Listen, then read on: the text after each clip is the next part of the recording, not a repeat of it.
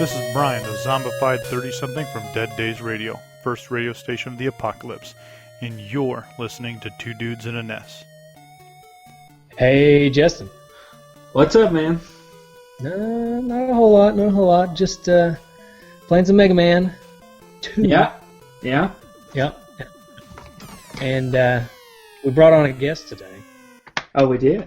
Yep, sure did. I don't know if you know this feller, but we have Eric from Factory Sealed on with us today. Say hello, Eric. Pleasure to be here. Awesome. Is that the formal Tennessee way of introducing someone as feller? Yeah, that's pretty much the formal way to do it here in Tennessee. You got to say. I mean, I'm feller familiar with or... the fella. The feller is. Yeah.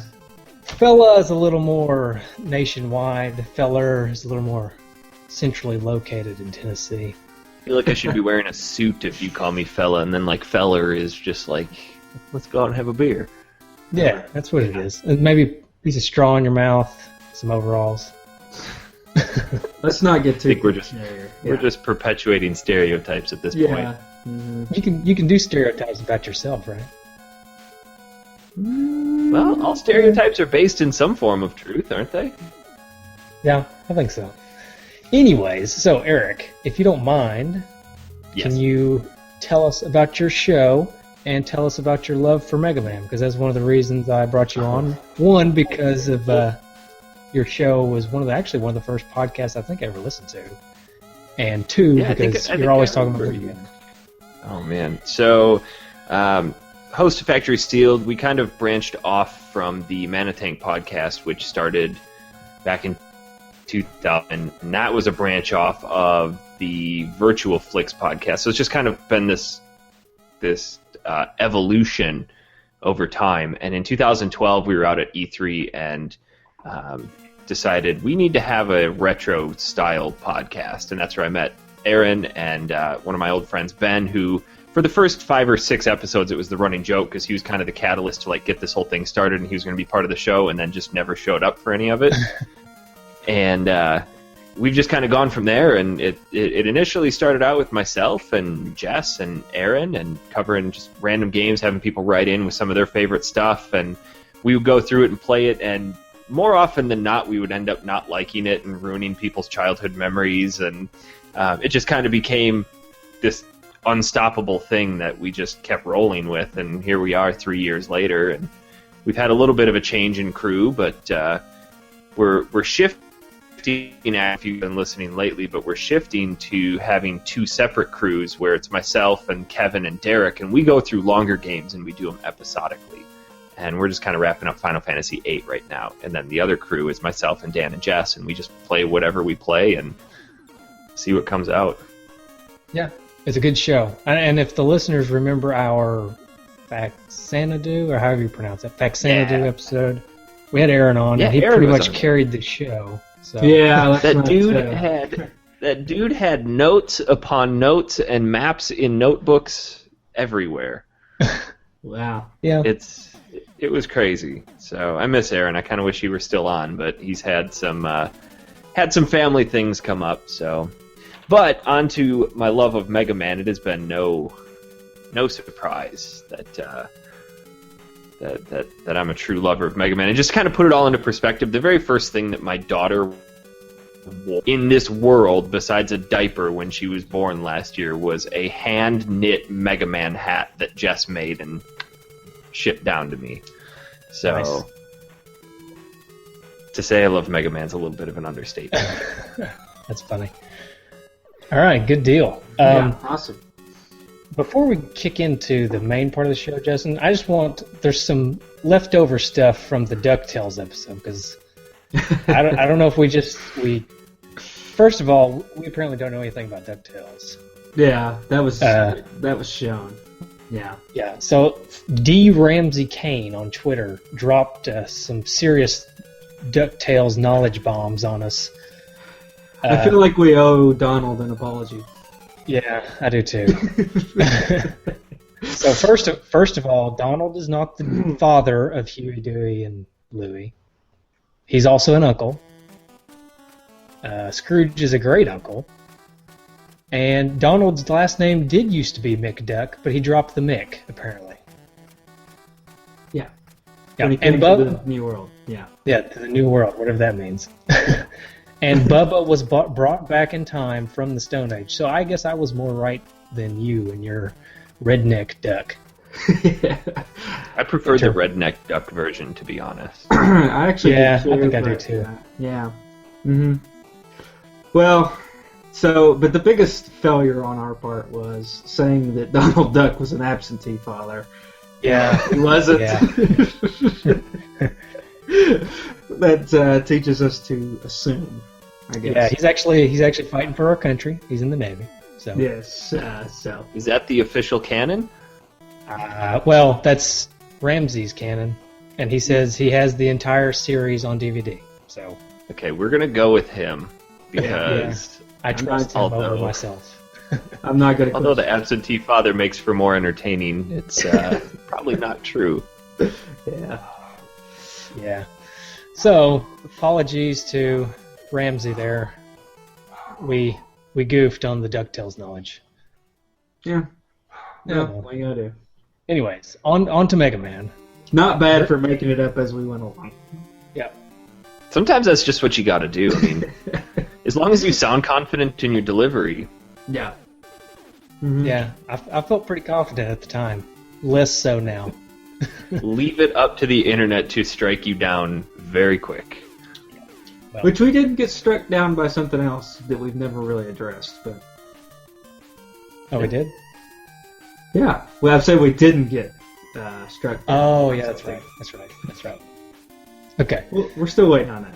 Yeah, we're waiting on that one. All right. I guess we still can't address it. I don't care. I mean, I'm not even 100% sure what you're talking about, to be honest. April Fools. Oh, April Fool's joke. Yeah. Okay. Anyways. Okay. All right. I apologize if I clear my throat a whole bunch this episode. It is in the allergy season is in full force here in Tennessee, and I am a victim. I never had allergies till I moved to Arizona. And I came from Wisconsin where there's trees and pollen and just junk everywhere. And I moved down here and it's just been insane. And I think I've actually developed an allergy to apples. And I have no idea why. Because as soon as I eat an apple now, my gums start to itch. And now when I eat apples, my throat itches down into my stomach. And it's just an unpleasant experience.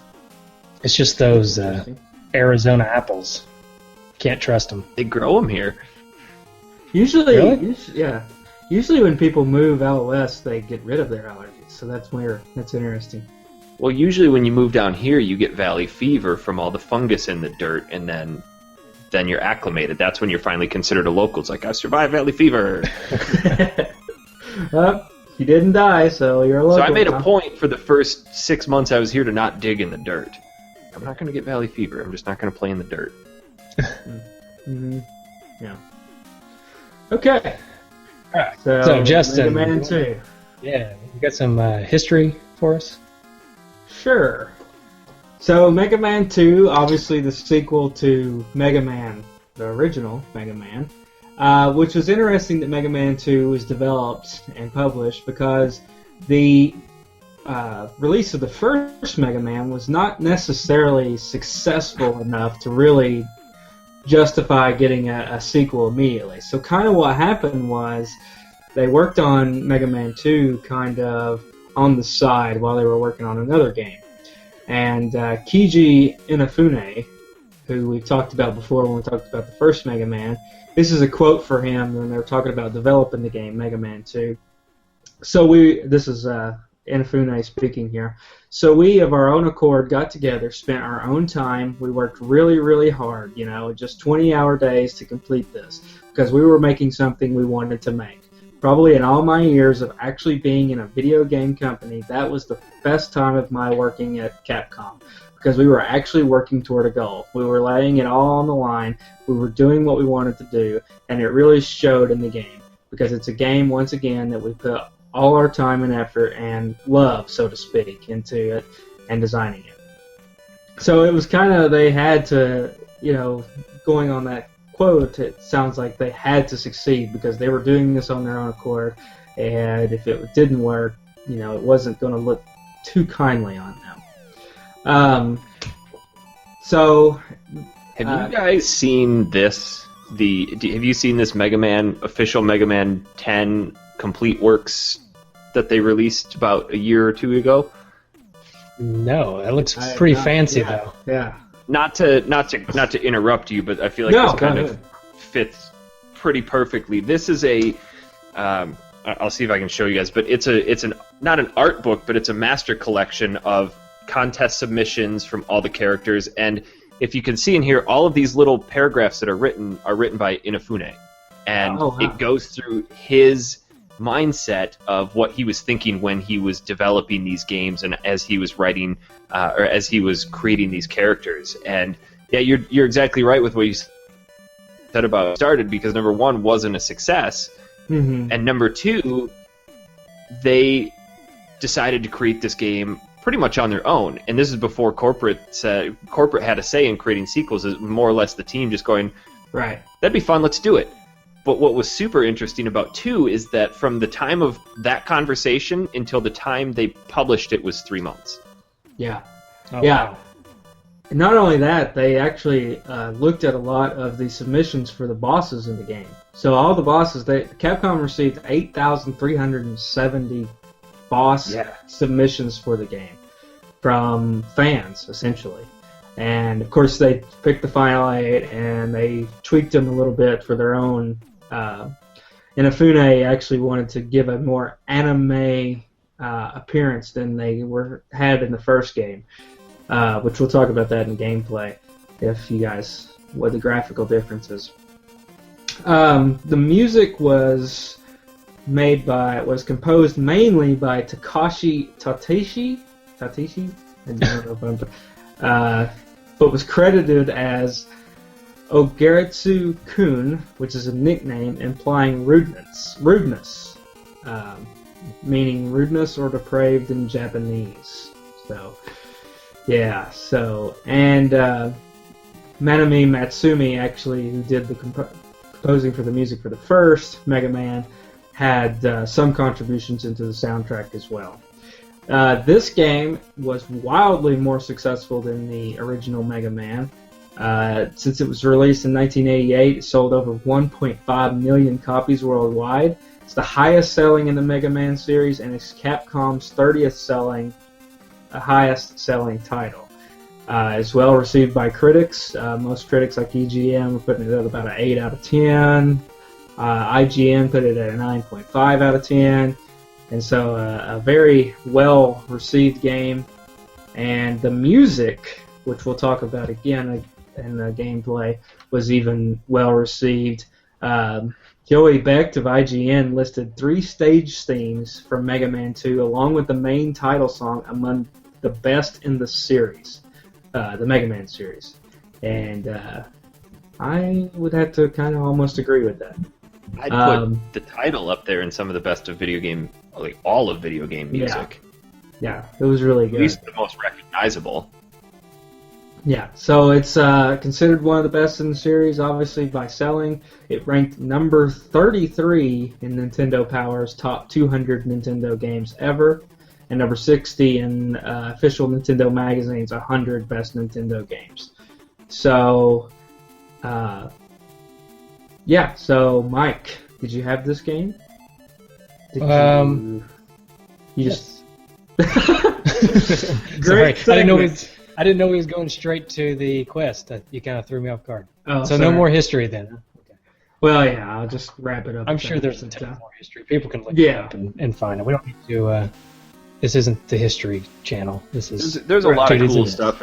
If you dig into that book, it's called MM25, the 25th anniversary, and there's a lot of cool history stuff in there about the different characters. And they've even got sketches of some of the character submissions that didn't get approved. But yeah, definitely the history of 2. He even goes on and says that it's his favorite game as well, at least the most memorable, because during the time he was developing this, like you mentioned, he was doing the 28-hour work days, and he was also at the time mentoring somebody, and he said there's a lot of frustration with something that would take him 3 hours would take somebody else 3 days to do, but he found found a lot of pride in mentoring somebody and having them develop their skills on this game that ended up being the most memorable for him. So he said that of all of the games he developed, this one's his favorite. That was one thing that I forgot to mention. I had a quote here that he said, this is Inafune saying, working on Mega Man 2 marked my second year at this, and I even got to mentor a new kid, which opened up a whole new world of stress for me. So, so... You guys mentioned the submissions for boss characters. If I had known the address to submit to, I probably would have submitted some, because as a kid, I probably had 2 or 3 notebooks full of just something man characters, because I was obsessed. And as the games went on, like for example, Mega Man 7, they had 220,000 submissions for that game.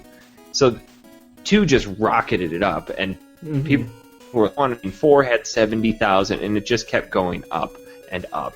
And how do you even have time to process all of those? And how do you whittle it down to 8? This is before technology, too, so this is just like reading the mail. Before the internet. People were mailing these things. Right. Yeah. It's pretty ridiculous. Anyway, so I did have this cart, Justin. How many zombies did the dude slay during their quest for the cart? This is actually the only Mega Man game that I grew up with. I did not have any other Mega Man games in my collection when I was younger. This is the only one that I actually had when I was a kid and grew up with and played. So there'll be better stories for the other 5 Mega Man games as to how I acquired them, but this one is just somebody bought it for me. Probably a mom, dad, somebody. Actually, probably not dad. Maybe mom. Definitely not your dad. Tangent, side note. I thought about your dad earlier because I was thinking about, we were talking about the Rocky movies and the montages in the Rocky movies, and how I thought number 4 was probably my favorite. But it was like Rocky was just doing work at somebody's house. He's just like chopping wood and stuff. And then I thought, he's at Arthur Kelso's house chopping wood, doing work. So, yeah, that's my montage from when I was a kid. Rocky 4. Okay, so let's talk about the game. Well, did you guys have any stories about how you got the game? Or you do? Justin, you may or may not have the game. I had the game as a kid, and then me losing this game is the reason why to this day I still do not borrow games to friends. I don't care how close of a friend they are, because I was going on summer vacation and I had a stack of NES games, and my friend was going to his grandma's house. He's like, it's going to be a terrible vacation. I'm just going to sit there and do nothing. I'm like, here, take my NES games with you. And it had pretty much all the Mega Mans and a bunch of the Mario games and Excite Bikes, like pretty much any classic that you could think of. Well, I never got any of them back at all. That's terrible. Man. And I asked him about it, and he's just like, no, I don't know where they are. So at the time, I didn't really... I cared, but that was right kind of at the crest of when the Super Nintendo was coming out. So I'm like, yeah, whatever. I'm never going to play those things again. But I don't lend games to people anymore. Yeah. I've lost a few games that way. Yeah, you've also taken a few games that way, I'm fairly certain. Yeah, my neighbor kid, I took about 15 games from him back in the day. Yeah. He gave them to me, though. It wasn't like, here, borrow these. He was kind of a... I had a friend do that once, too. He's like, hey, I left something for you out under my tree. So I drove over to his house, and it was just this bag of PS1 RPGs. And going back through it, like, these are super rare RPGs in there now. It's just under a tree in his yard. Okay. That's funny. Just didn't... I don't want them. I don't want them anymore. Get these out of my house. I can't even look at them anymore. I can't even look at them anymore. I'm just going to put them outside under a tree. He wasn't married, was he?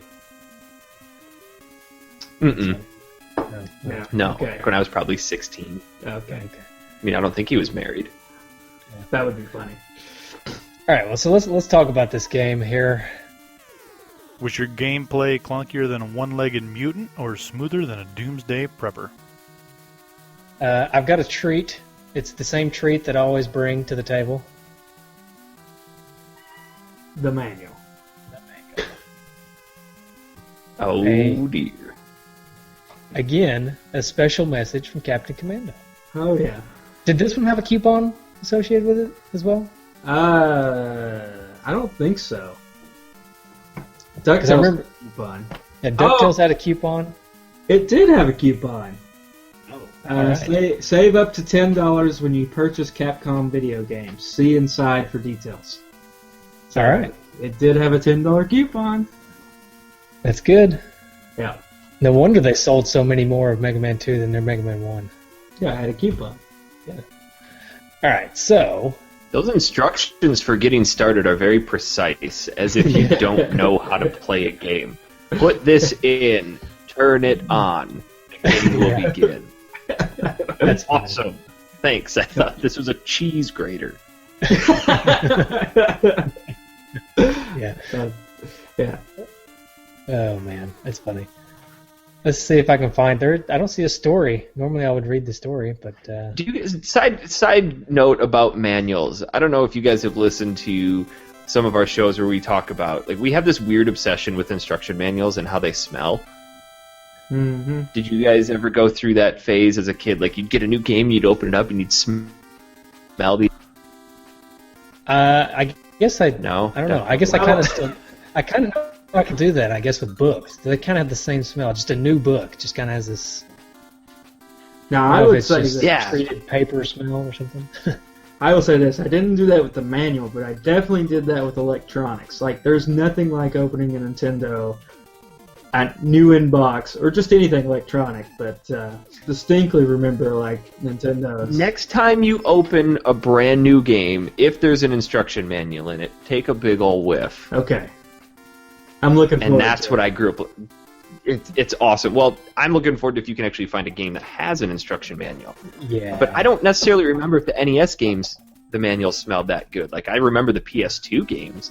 Them smelled really I would go pull out one of the manuals and see if they do now, but I'm afraid of what I might catch. I have a couple factory sealed PS2 just be willing to crack open and smell just to relive that, but I don't necessarily want to ruin the value.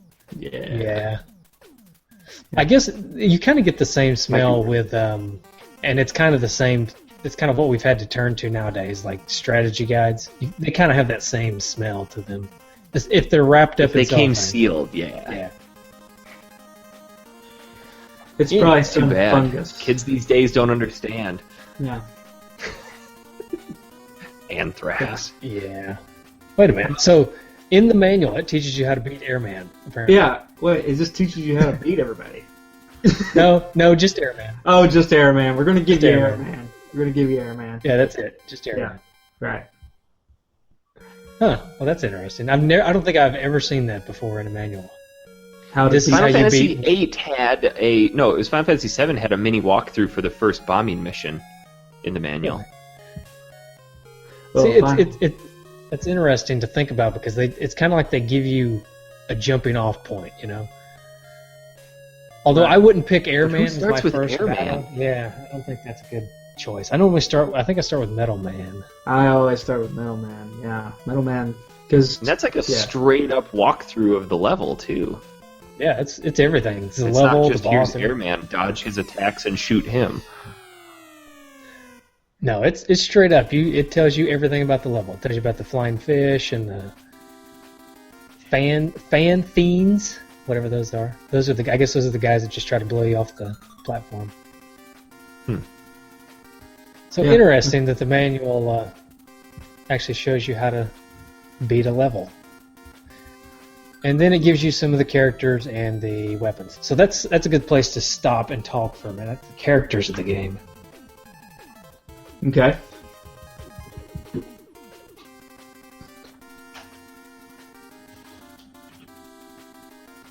So where did you start with? I always start with Metal Man. I always start with Metal Man.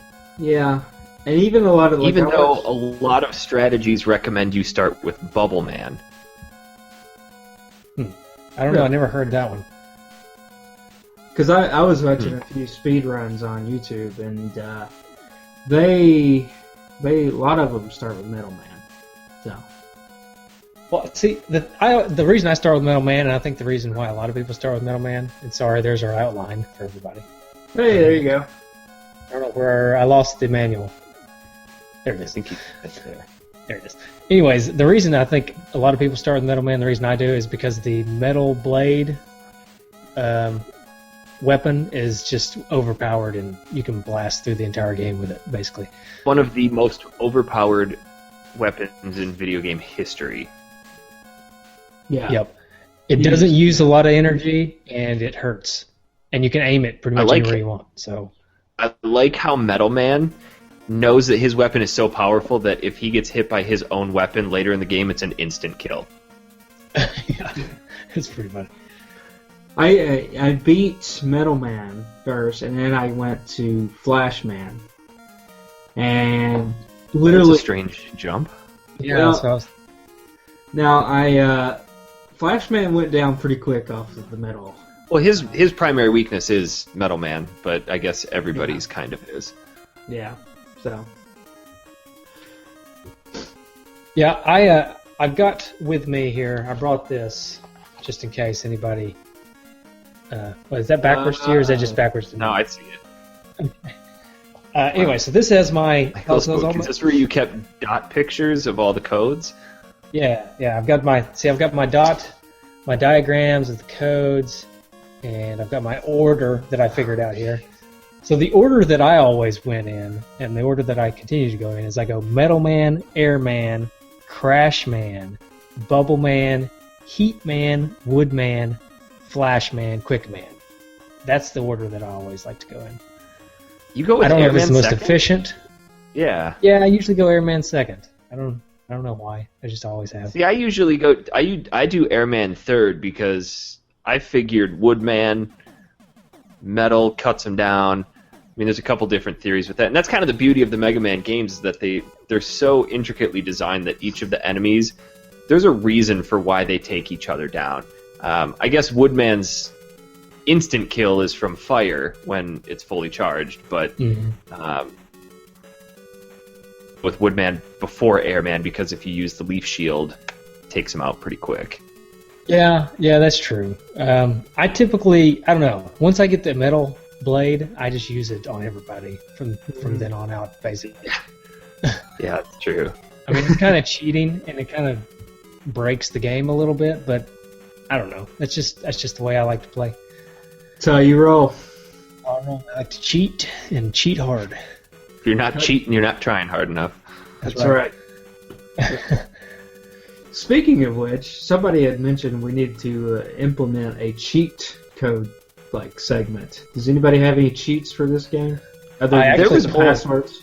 I pulled this when I was up in Canada, Kevin, we were playing through this, and he taught me something that in all of my years of playing Mega Man, I never knew.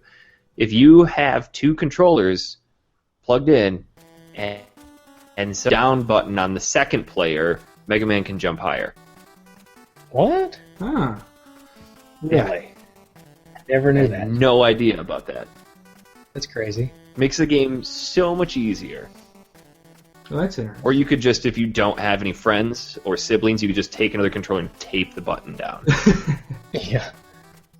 That's a hard sell to somebody, though. Here, I want you to hold this controller. You're not going to play the game. You're just going to hold this down, all right? Could you do that? That's a younger sibling move right there. That's what you, definitely. Yeah. You give that to your younger brother, younger sister, whoever. That's and then they think they're helping, which they are, I guess. But yeah. No, I guess the tell them, see what you just did. See what you just did. That's awesome. Yeah, exactly. I think I got some tips for this game, I guess, and I guess we all kind of got some tips. One is use Metal Blade all the time, and that's pretty much the best tip you can have for this game. Also, the Heatman stage, getting item 2 before you go to Heatman stage, and you can just fly right over all those disappearing platform things. That's a pretty big tip. Yes. Well, that's a new thing that they incorporated into Mega Man 2 is the items as well. And there was some cause for concern, like, is this going to make the game too easy?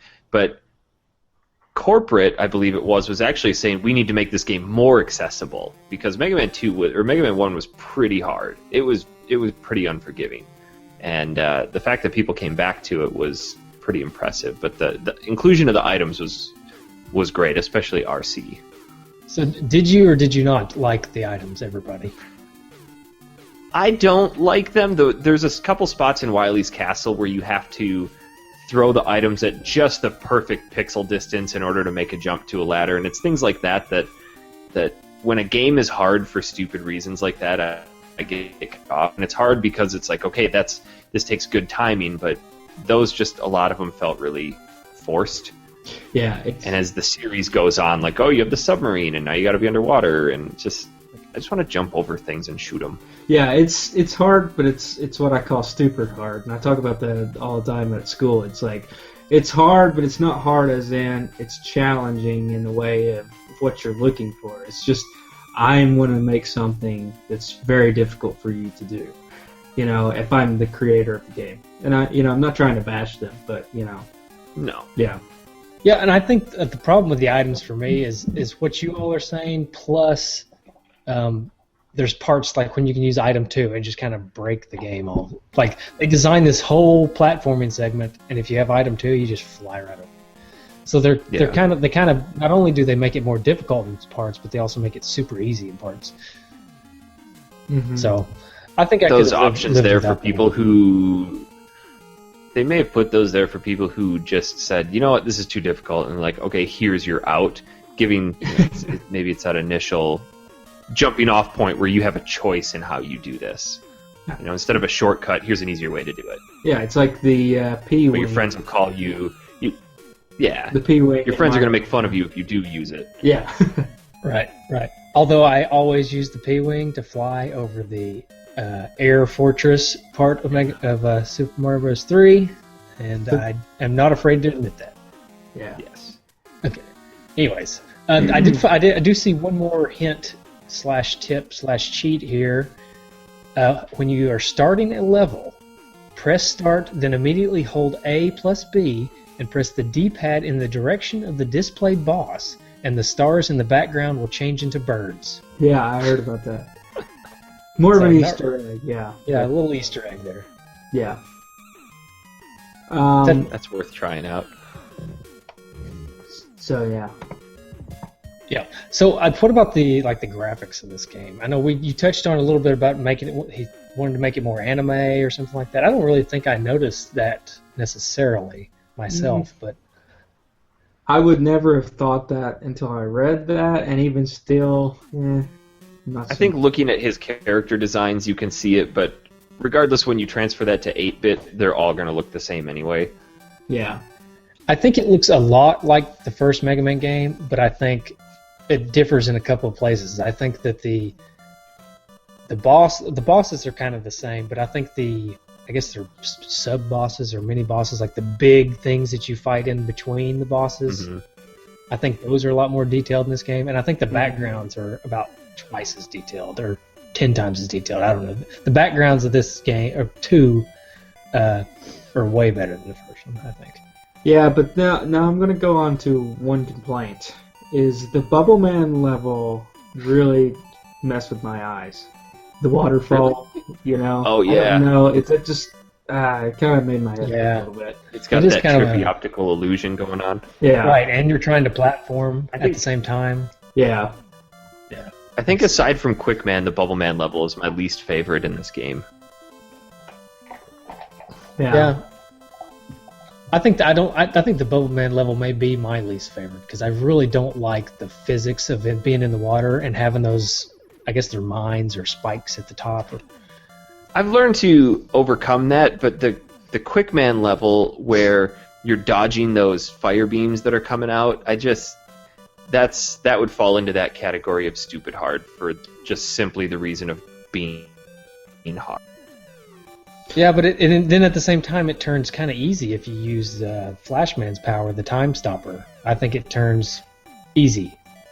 It does, and there's no fine balance between the two. It's either super hard or ridiculously easy because you used an item. And I don't know if it was meant to be that way, but if you try to go through it without using it, no matter how many times you've played it, you're still going to mess up, and you're still going to die a lot. Yeah, I think that kind of ends up being the fault of a lot of Mega Man games, though, because it's kind of you play it until you figure out that this item does this, and whenever you figure out that the Time Stopper will stop the time, and you can go through that, or whatever weapon works for whatever boss, the game becomes a whole lot easier. Well, at least the time stopper actually has a function in the game, because you get it, you're like, wow, this kind of stinks. It works for one boss, but it only takes out half his health, purpose for Quickman, and that's it. Yeah. Yeah. I don't know. I think this game had more. I think that plays more of a factor nowadays when people can look it up, can look things up online, and can research and whatnot. Back in the day when we were younger and playing this, I think that just added a lot of replay value, where you would play it and you would die and you'd get better, and then you would figure something out and be like, oh wow, this is super easy. Yeah. Well, we would have contests with each other where when a new Mega Man game would come out, we'd all get it, and then we'd rush home to play it, or we'd come over to each other's house and play it and see who could beat it the fastest, or if you didn't play with each other, then you'd come back to school and you're talking about the levels with each other. Like, well, which order did you go in? What'd you do? And like, how'd you do this? And you're like, I'm not telling you. Yeah, that's right. If you knew what they didn't know, you could lord that over them, and for a while you were the coolest kid in 3rd grade. Yeah, it gave you power, right? If you knew the right order, or if you knew a little trick or a little something like that, you had the power. You were the center of the circle on the playground. Yeah. Circle of three kids, I guess. Yeah. Oh, and only pretty much only the nerdy kids, but it's whatever. You know. Yeah. I gotta say though, we were talking about. So I went Metal Man, and then jumped into Flash Man, which you guys kind of seemed shocked when I said that may not have been the best. And Flash Man, that level I kind of have a love-hate relationship for, because I actually love the music to that level, but I don't like the level. I hate treadmilling platforms. You know what I'm talking about? Where they're like they're moving backwards and you're moving forwards, or vice versa, and or it's making you go faster. I've never liked that in any games. And doesn't that level also have glass or ice or something where you're slipping and sliding around? I always hate levels like that too. Yeah, it's all about a moving platform on that level, and that's a level that I didn't like. But I really like the music on that level. Yeah, I guess that's a good jumping off point to talk about music. What was everybody's favorite tune? Because I think everybody has to have a favorite Mega Man in each game, as well as probably the whole series. But just in this game, what was your favorite song? I honestly can't pick a favorite, and I think a lot of it has to do with the fact that there is a composer named 8-Bit Baby. Have you guys heard of him? No. He has done a lullaby rendition of every Mega Man 2 song. So, again, to perpetuate my love for Mega Man, when my daughter was born, my wife and I bought this CD, and we played it for my daughter when she would go to bed. So she'd go to bed with 2 lullabies.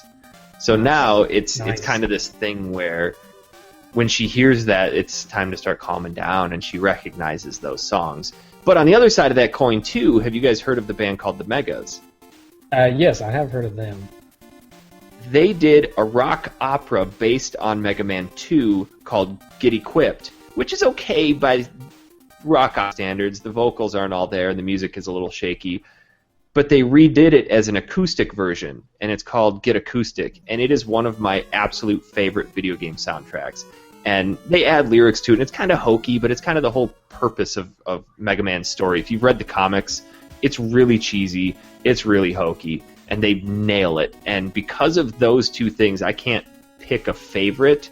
I really like Bubble Man's song, just because it's kind of that flowy underwater melodic piece, but then you have Crash Man, who's really upbeat, and he's just explosive, a ton of fun. Yeah, I think I would probably. I need to listen to this lullaby stuff you're talking about. I don't have a kid, but I might just put myself to sleep to it or something. I don't know. It's great. But, I mean, he did a rendition of Ducktales: The Moon theme, and it's I don't see what all the you guys last week you guys were talking about is highly regarded as one of the best video game songs of all time. And if you listen to just the Moon theme from Ducktales, it's hardly distinguishable from anything else out. I can't pick it out, and I don't really think it's that great. But if you listen to the Moon theme that 8-Bit Baby does, it's awesome. It's like, I can see why people like this. There's, have you ever heard of the guy Smooth McGroove Yes. on YouTube? Yeah. He does a couple of acapellas. I haven't listened to him. I just looked it up. He does the Dr. Wily stage, and that's it for Mega Man 2. But somebody else does the intro acapella, so... There was until Floss did Mega Man 2 with lyrics, and that kind of ruined the title song for me because every time I hear it, I sing his lyrics, and they're not really intelligent lyrics by any stretch of the imagination, and they kind of are they're stupid, but it's hilarious. I don't really like So the every time adding lyrics to covers of video game songs. If it's a whole new song, which I think is what the Megas did, right? They just kind of incorporated some sounds from the.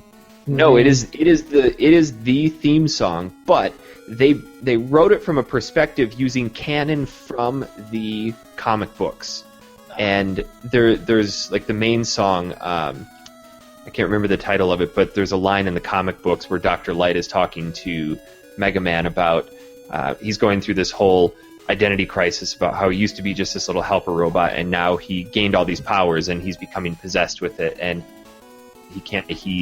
he's becoming angry, and Dr. Light pulls all his weapons away, and he's like, I built you in my image, I gave you eyes, I gave you hair, but that's burden in your heart I didn't put there. And they kind of string that into the whole chorus of this song and build the song around that. And they give each of the bosses just a goofy identity. Like Bubble Man knows that everybody else makes fun of him. He's pointless and worthless, and his weapon does nothing.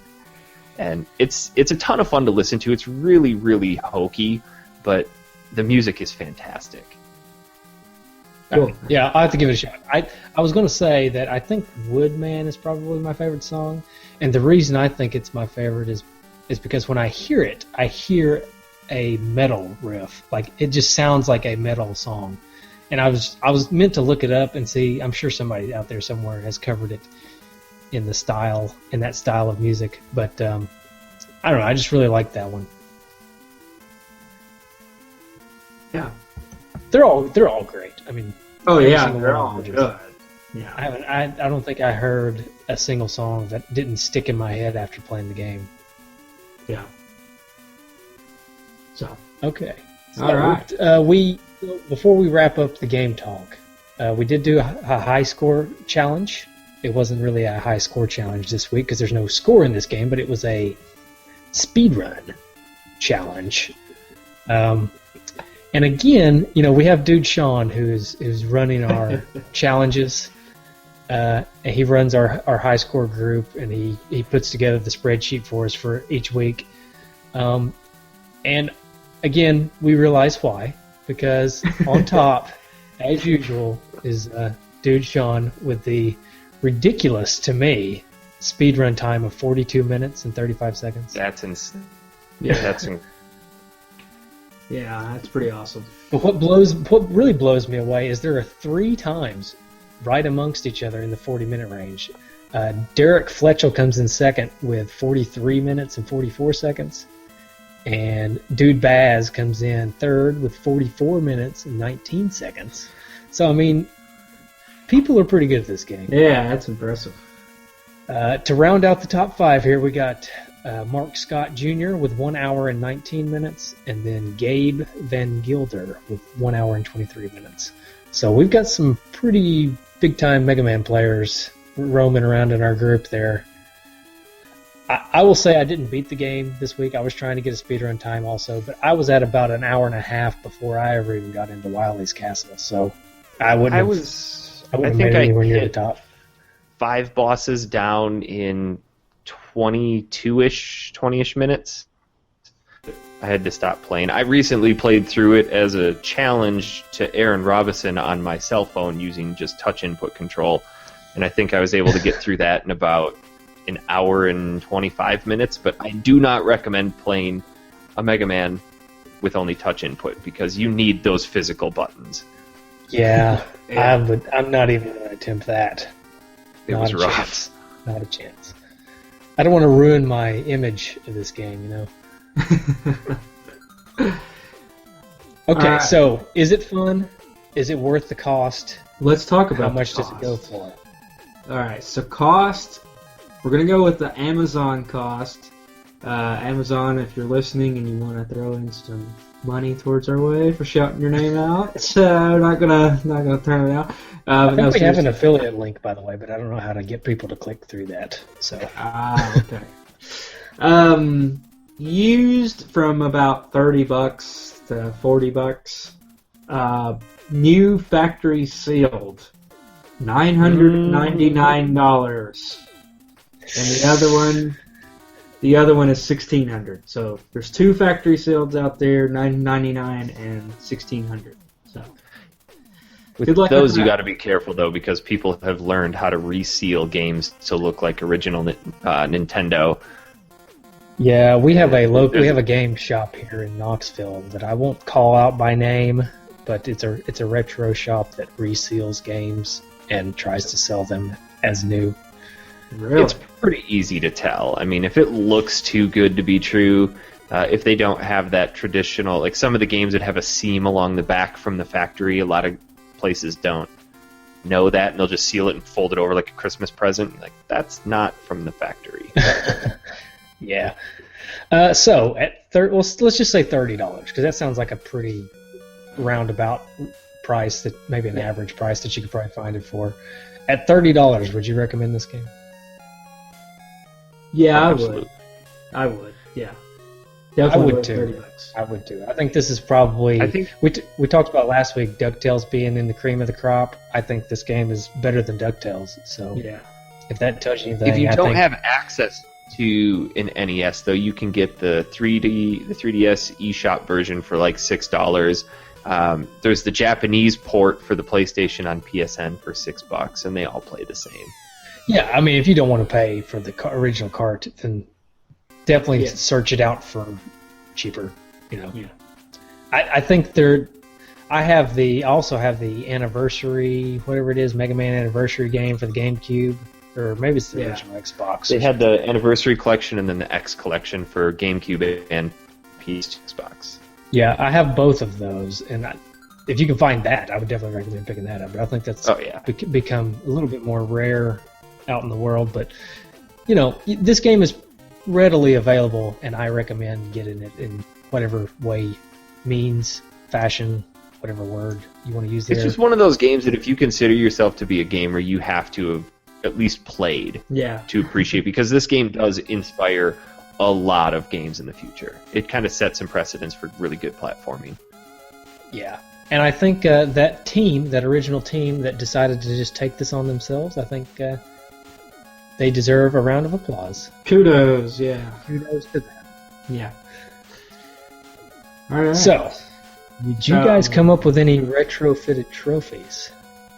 Did you survive the fallout long enough to claim your retrofitted trophies? I got a couple. I went with 2. All right, I got 4. I was going to do more, like I said, but I stopped at 4. So I'll start us off here. The first one is called They Call Me Barry Allen. And that is make it through Quick Man's stage without using the time stop. And for those of you who are not nerdy enough to know, Barry Allen is the Flash. Oh, okay. I was blanking on that. So, yeah, our friends over at Comic Nerds Unite are rolling around in anger. Yeah, they're shaking their fist at you right now. Right. All right, Justin, what you got? So my first one is the Gearhead Trophy, and that is beat Metal Man because it looks like the blades look like gears, like in a watch or something. So yeah. Okay. Eric, you got one? I can't decide on a name for this one. I've got 2 different, either running on Fumes or running on E, and it's using no E-tanks the entire game. Oh, Ooh, I like that. That's a nice one. I like running on Fumes. Let's go with that. Yeah. Speaking of E-tanks, my daughter, again, this is my nerdiness coming through again. We decided we make our own stockings for Christmas, and I made her an E-tank stocking. Nice. And then 2 years ago, I made myself an 8-bit Mega Man one. So they're full wow. of stockings that you can put stuff in. They're pretty big. Oh. But then my wife felt left out, so I made a pink one. Oh, Nice. Aren't you just the little seamstress? Yeah. Heck yeah, and I'm not afraid to say it. I can use a sewing machine. I made my sister one year for Christmas. She's a huge Mega Man fan as well. I cut out over 2,000 2-inch silk squares and together into a giant queen-size Mega Man duvet cover. Wow. Nice. It was like 2.5 months of work, I would say so. but it's awesome. It sounds tedious. You could probably open up your own little hobby shop. Isn't Yeah. it, what do they call it? Etsy? I probably could. Isn't that where you go? Etsy. Heck, if you guys want a Mega Man stocking, hit me up. I'd make you one. They don't take too long. I got the pattern. Sweet. Let's see. Real men know how to sew. Yeah. Well, I mean, there's so many times when I've lost a button off my shirt, and I just throw up my arms. I don't know what to do. Just throw the shirt away. Throw this one away. Throw the shirt away. I usually just burn them. You know. Rags. Make some rags. Let's see. I got another trophy. Now that's how you make an entrance, and to get that trophy, you have to jump into the boss gate. So you have. See, I thought that was a flying standard into the room. regardless. When my sister and I play, we actually make fun of each other. It's not just the boss screen. It's any time you're going across the screen, you have to be jumping in mid-flight in order for it to be a true Mega Man screen change. Yeah, I agree. I don't think I've ever. I don't even know what the animation is whenever you run into it, because I don't think I've ever done that. Yeah, you jump. It's just what you do. Yeah. You have to jump. All right. So my next one is the Michael Trophy, and that is defeat Bubble Man. And that is because Michael has a tendency to break my daughter's bubble machine. So, that's for you, Mike. Story, we had a birthday party for my daughter, and Michael showed up, and he tried to put bubbles in her bubble machine, and it didn't work from there on out, so... It's a fitting And trophy. This past year, you got her another one, and all I had to do was look at it, and it didn't work. Yeah, exactly. It's exactly what happened. That's funny. So... I've got a couple more. I've got one called You're Not Hardcore, and it's killing all of the enemies with only the metal blades. Nice. Cheater, Pumpkin Eater would be another name for You that. physically cannot beat the game using only metal blades because Bubble is the only weapon that works on the final boss. Oh, and there's also the part where I kept getting stuck or just getting frustrated and quitting when you have to use the crash bomb thing in that room with the little eyeballs that shoot at you. There is exactly one pattern that you can do for that, and if you don't know it, you're not going to get past it. Yeah, I figured that out. I think what I figured out after the fact and haven't had a chance to go back and play it, I think you can play that part and blow up all the walls and then die and then go back out and refill and go back in, the walls are still gone. I think that's I don't the way. think you can. Well, that's Once you're in, you're in. Yeah, I don't know. I never did figure out the pattern, and Maybe. I never did get a chance to try out that other trick. So, anyways, that's a frustrating part. I meant to mention it during the gameplay segment, but let's see. I got another trophy. It's called "I Ain't Got No Time for This," and that is skip the Heat Man disappearing platform part using item 2. That is That's a good ain't one. got no time for this. Cheating, not trying hard enough. I've got another one that is, again, using weapons, just called Pea Shooter, and beat the entire game with only your Mega Buster. Ooh, that would be tricky. Yeah, I bet a lot of very people tried to do that though, except because people do that with these old games. They beat them so many times that they got to figure out how to spice it up. So they'll try to beat it. How can I make this game harder? Yeah. Right. Yeah. I just got one more. It's called Taming the Dragon Zord, and that is defeat the Mecha Dragon without taking a hit. Which is not that. Can we hard, if you talk know how to do it. about that intro section to the dragon for a minute? Because that is awesome. But it also is a huge testament to the limitations of the NES, where if you're jumping too quick, the blocks don't appear fast enough, but if you're too slow, you're going to get killed by the dragon. So you have to find that Goldilocks area on the screen where the dragon might not appear, but his pixels are technically there, and you got to jump where you know the blocks haven't appeared yet. Yeah, that's. I love that part though. Yeah, it's so cool. There's no other boss in the game that comes in like that, where he's knocking the blocks away out from under your feet, and you're having to try to stay ahead of it. That's just a really cool part. And we also didn't mention the intro to the game, the intro to the game, which I thought was really cool. How it pans up from below the skyscraper, and Mega Man's standing at the top with his helmet off. I thought that was really cool. With his hair's flowing, that's some good flow right there. That's some straight 80s. Robotic hair. Yeah, that's some good flow. Yeah. All right, so I guess that's all. Is that all the trophies? I don't have any more. I don't have any more. No. That's it. Okay. Okay, well, let's give this game a rating.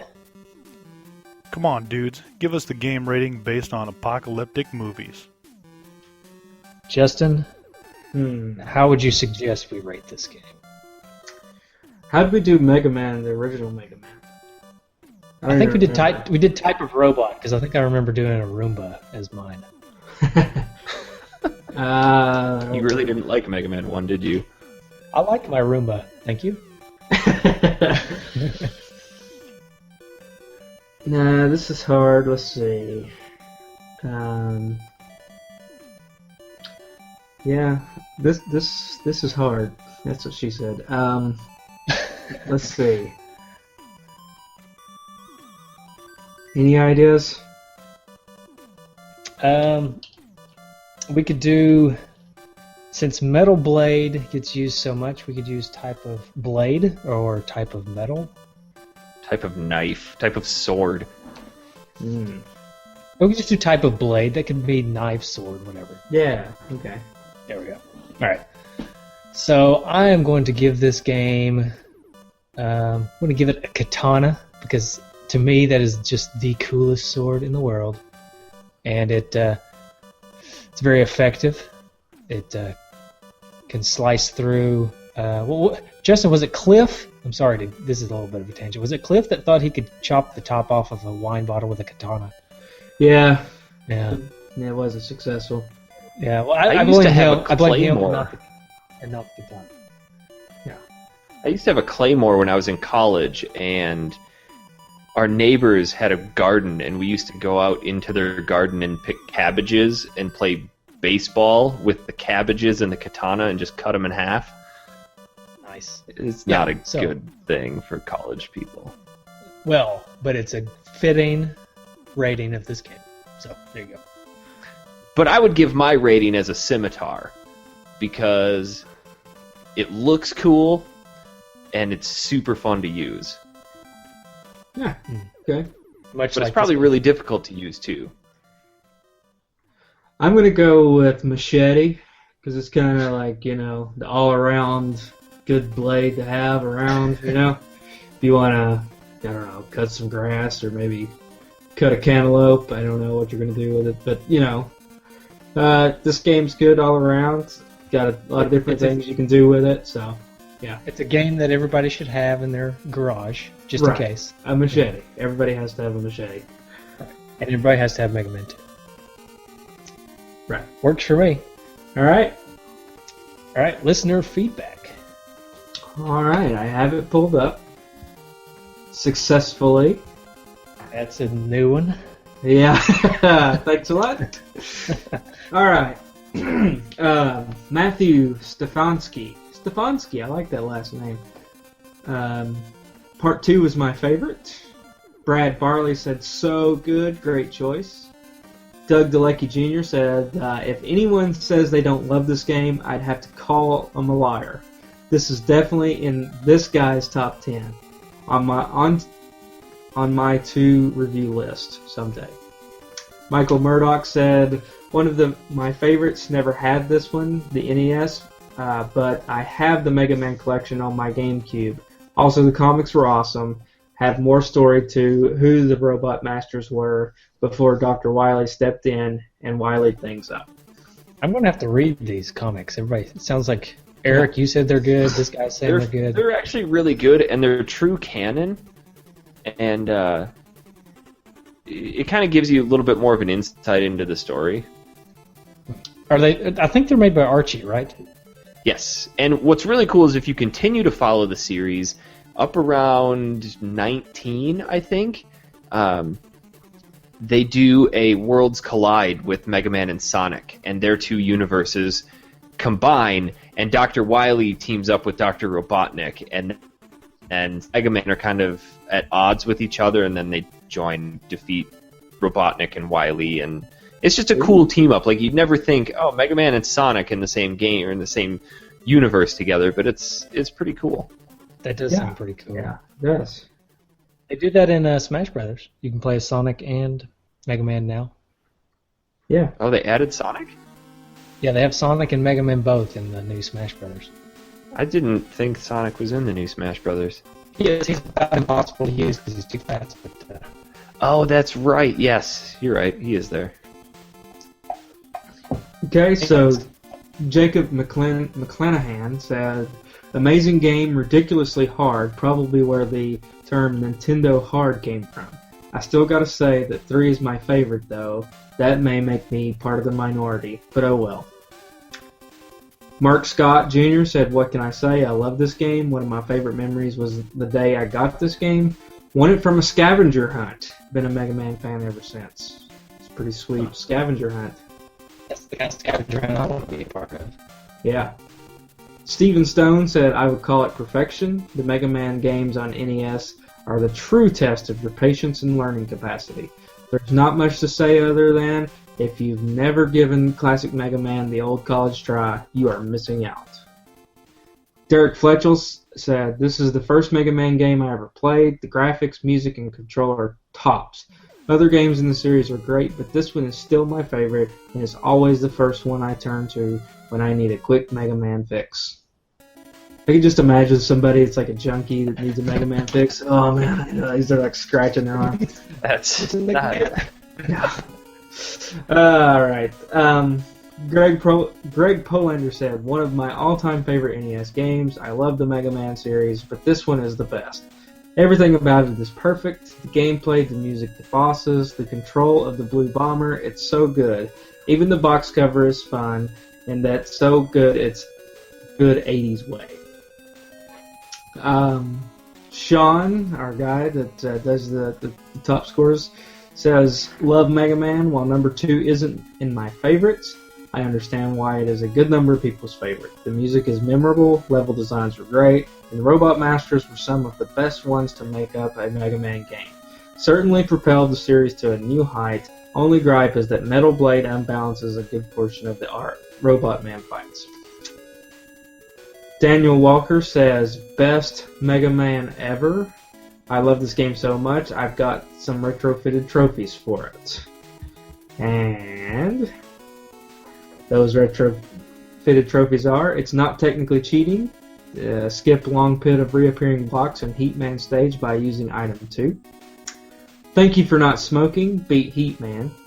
Thrifty Shooter, beat the boss in Wily stage 4. And insert dirty joke here, beat Woodman. I'm going to leave that one alone. And Sean put one on there, BFG version 1.0, obtain the Metal Blade. So, Is that a Doom reference? yeah, he said shout out to the Doom players that get this retro trophy. Daniel, let's see, yeah, they're talking to each other. Lots of feedback. Do what? Lots of feedback. Yeah. Of course, I'm not surprised. Jesse Benson said, awesome pick. I still remember staying up most of the night with my cousin trying to beat this game. Took us forever to try to figure out. Bubble Man's powers played a big role. Good times. Let's see. And Brian Voss said, I used to play the game all night with my brothers. I could never beat it. And Greg Van Gilder said, it could take a while if you don't know what you're doing, especially boss level 2 or 3 with those shooters and the walls you blow up with crash bombs. that is our feedback. All right. We do have a voicemail, if it'll work. And I'm not 100% sure this is about Mega Man. This may actually be about Duck Hunt. Or not Duck Hunt. Hey dudes, what's going on? Sean here. I know that I missed the actual show to get this in, but I wanted to wait until the high score challenge was over. I want to thank each and every one of you that participated in the challenge for the game that I was able to select, Ducktales. With that, I'd also like to pass along my congratulations to Derek Fletchall. Apologies if I got that wrong. I'm just reading how you told me. You ended up winning the $20 gift card to whatever console that you had with a score of 7,633,000. Thanks for putting in such an amazing score, Derek. DuckTales was one of my favorite games growing up, and while I only beat it a few times when I was a kid, it's exactly the kind of game that made me a better player in general. The scores are amazing, and the animations are fluid. For a game released in '89, it raised the bar for sure. The platforming is solid. I completely believe that this game wouldn't have been as good if the pogo ability wasn't involved. My using of it evolves every time I play, and I find faster and more efficient ways to fly through each level just by getting better at the pogo stick there. The only gripe that I ever had with this game is that sometimes pogoing can be a little wonky if you don't know exactly what you're doing. It's something that got fixed in like the sequel, but once you learn what you're doing wrong, everything gets way easier. I've just seen too many people fall off from playing this game just because of that hurdle. But from what I've heard, it doesn't seem like you guys had any much of a problem with that. Michael, Justin, thanks for doing what you guys do, and I'll catch you later. Bye. I'll have to work on this a little bit. Michael is having some technical difficulties, so you're really cutting out. It's next to impossible for me to hear him. Yeah. So we got feedback. So anyway, Eric, thank you for coming on. It was a pleasure. Anytime. If you guys show. play any more Mega Man, no, as long as it's not Mega Man Legends. No, I'm sure we're going to play a lot more Mega Man games, as they are quintessential. Absolutely, it's a pleasure. Yeah. You can always check us out on all of our social media, Facebook, Twitter, Instagram, anything out there we're on, and always check us out on our website, nesdudes.com, nintendudes.com, and twodudesandannest.com. And you can all... I'm going to give a shameless plug to our show here. Please do. Please. Factory Sealed. We've got our website up and running. We've kind of transitioned out of Manatank, so we're factorysealed.manatank.com. We record every Sunday. You can follow me on Twitter at Honest Pizza, and definitely check us out. Yeah. Am I back yet? You're still cutting out. Is there anything we need to add, Michael? That you know of? That you can sign to me or something? I don't know. Oh yeah, you can call us. You can always call us at 775-7-RETRO-1. And I don't know those numbers off the top of my head like Michael does, but it is what it is. 775-7-RETRO-1. And thank you for everybody for listening. Again, thank you, Eric, for being with us. And anytime, guys. Yeah. That number is 775-773-8761. So, next week, new game, and we will hear those sounds now. Goodbye, everybody.